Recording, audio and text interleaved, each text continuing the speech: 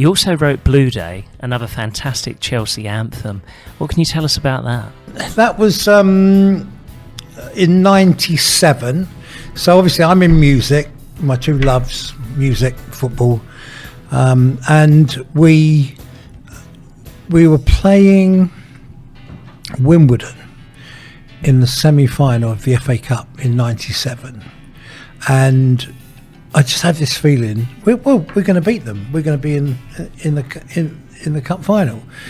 And 3 years previously, we did make a cup final as well. And there was a song then called "Nothing's Going to Stop Us Now," which was the Chelsea song. But the only problem was we were stopped by Man United. That was the exception. They beat us.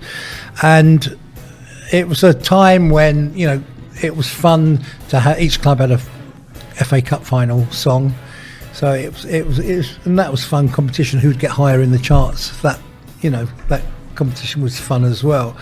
And I had this song ready, and when we beat Wimbledon, I sent it off to 3 record companies, and I heard back from 2 within an hour.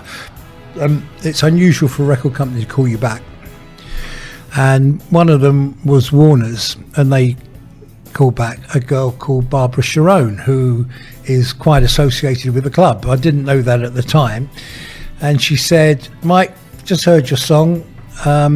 She said, "But we got a problem." And I said, what's the problem? Well, she said, "We've already got the Chelsea FA Cup final song." So I said, "Well, why have you called me?" She said, "Because we like yours better." So she said, in the next place, "Do you mind if Sugg sings it?" So I said, "No, get lost." No, I said, yeah, of course. And the next day, Suggs was in the studio, came down to our studios in Carnaby Street, and he'd learnt the song and was with him a couple of hours. And then we went off round Soho to different drinking establishments that he knew. When one finished at 10:30 or 11, he knew another one was open to 11:30 and another one open to 12, and he took them around all these places that he knew. And we were just talking Chelsea all the way, all the night. Was you actually with the players when you recorded the song? So the track, I finished the track, but I needed to put on the Chelsea team, needed to put on brass section and cello quartet section. So we went over to a studio, which was where I think Madness used to record, which was in West London, and I've forgotten the name of the studio, but it's Notting Hill area, West Side, is it? West Side Studio or something like that.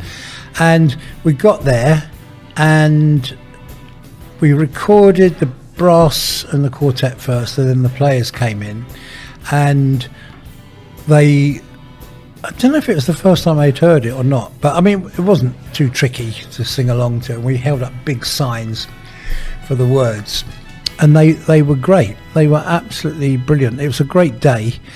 And the funniest part for me was, bless him, Gianluca Vialli, who he was always dressed like a gentleman. You know, he was always, you know, the typical Italian, like well-to-do and but funny as well. But all the players were quite casual, except he was in his suit and everything. And then there was a section at the end of the song where each player took it. I added the night before this extra section on the end of the song, where all the players would come up and sing. It's Gonna Be Blue. They all took it in turns, and it worked out really well. Except when it got to Gianluca's bit, he came up and he was doing his jacket and stuff. And he comes up, and the tape stopped because we'd run out of tape by then, and the whole the rest of the players just creased up laughing, and he just carried on as normal. He sort of laughed, took a bow, said, "Yeah, you know," and then we did it again with him on it. But yeah, it was a great time.